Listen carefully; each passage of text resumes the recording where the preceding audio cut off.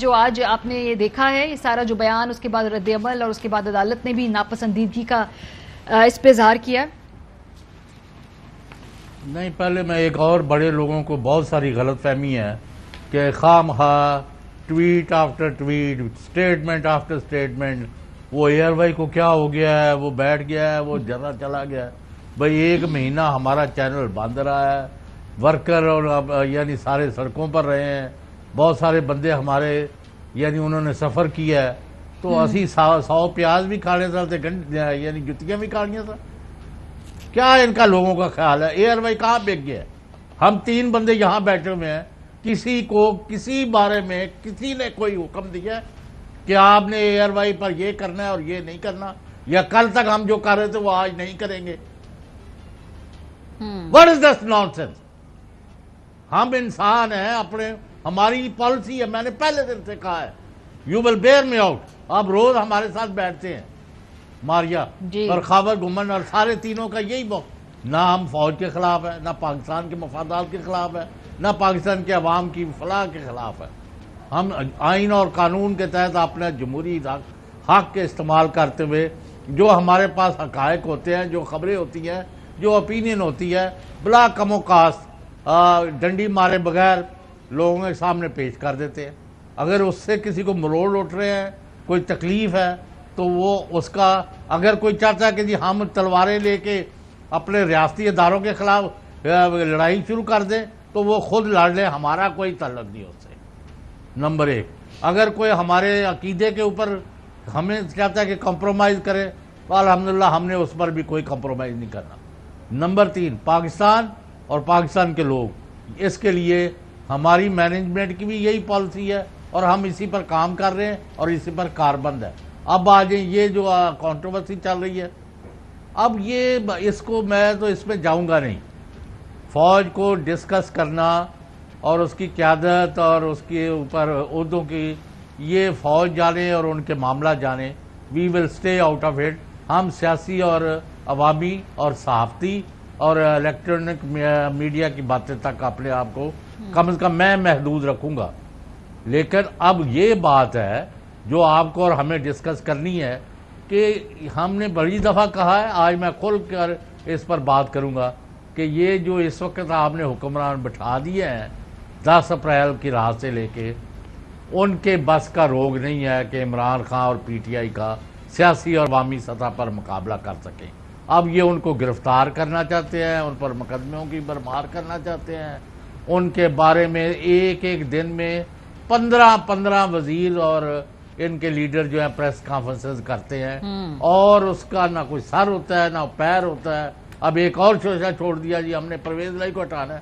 بھئی آپ کے پاس اکثریت ہوتی تو پرویز الہی آپ کو ہٹا کے نہ بنتا۔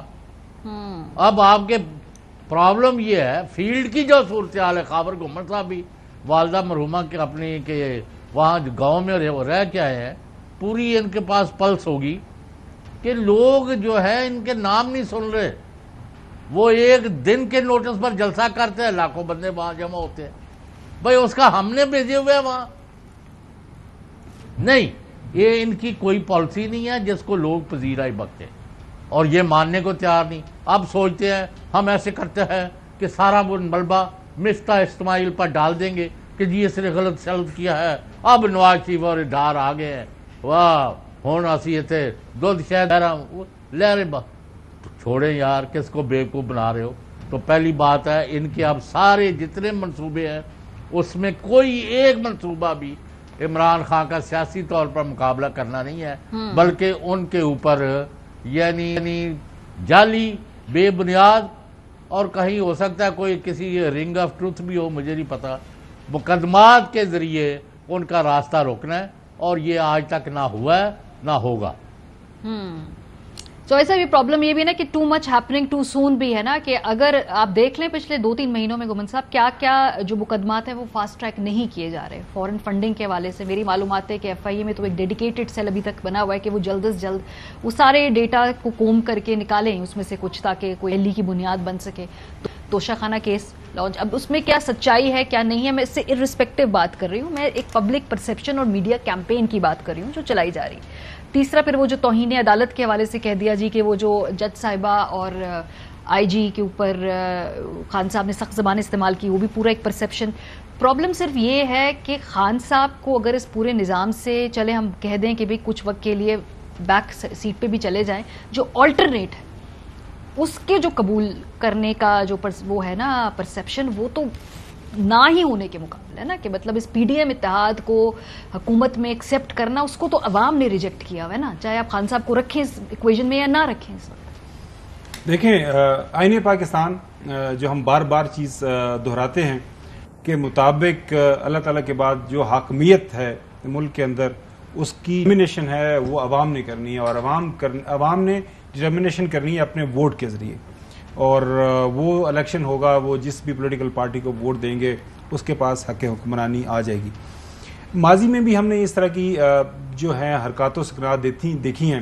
مجھے یاد ہے بڑی اچھی طرح پیپلز پارٹی کی سیاست کے خاتمے کے لیے ایک پراپر ایک لائحہ عمل طے کیا گیا تھا، پھر نواز شریف صاحب نون لیگ کی سیاست کے خاتمے کے لیے، اب جو پی ٹی آئی کی سیاست کے خاتمے کے لیے. اور اب اس میں جو انتہائی دلچسپ بات یہ ہے کہ ہمارے سیاستدان جو ہیں وہی اس طرح کے سارے جو بھی چیزیں سامنے آ رہی ہیں وہ ایک دوسرے کے ساتھ لڑ رہے ہیں، سہولت کار بن جاتے ہیں، بڑی خوشی خوشی. ہاں بالکل. میرا شروع دن سے اس کے اوپر اس کا ایک کنسیڈرڈ جو ہے ویو یہی رہا ہے کہ سیکیورٹی ریلیٹڈ، اسٹیبلشمنٹ ریلیٹڈ جو سارے معاملات ہیں پولیٹیکل ڈسکورس کے اندر نہیں ہونا چاہیے. سیاستدان ہیں اپنی جو سیاسی لڑائی ہے پارلیمان کے اندر، سیاسی میدان کے اندر لڑیں. خان صاحب ہوں، نواز شریف صاحب ہوں، بلاول بھٹو زرداری صاحب ہوں، مریم صاحبہ ہوں، پہلے وہ 1 پیج کام کے ساتھ سنا کرتے تھے، اب یہ ساری صورتحال ہے. یہ نہیں ہونا چاہیے. ہم کسی بھی طرح کے اس سارا جو بھی ہے اس کو چوہے صاحب نے بالکل کہا کہ یہ بالکل اس کے اوپر آپ کیا بات کریں، مطلب اس کو یس سر نو کی ٹرمز میں تو ہم اس کو ایکسپلین نہیں کر سکتے. اس پہ نہیں ایسی ساڈا کیڑا کوئی کینڈیڈیٹ ہے. ایگزیکٹلی. اب آ جاتا ہے آپ کا سوال کہ جی اب ملک کے اندر اب 24 کروڑ کا ملک ہے، ویسے تو آفیشلی 22 کروڑ کا، لیکن ہم 24 یا 25 کروڑ تک پہنچ چکے ہوئے ہیں. اس کے اندر عوام موجود ہیں، عوام کی ایک رائے ہے.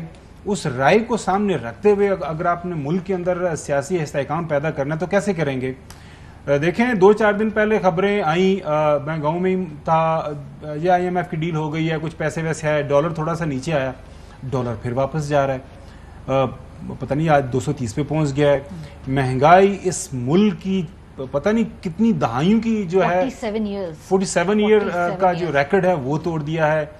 عام حالات جا کے لوگوں کے دیکھیں آن گراؤنڈ میں، بالکل چوہے صاحب نے گاؤں میں رہا، لوگوں سے بات تو یقین کریں ماریا، لوگ اس وقت ان کے پاس کوئی چارہ ہی کوئی نہیں ہے.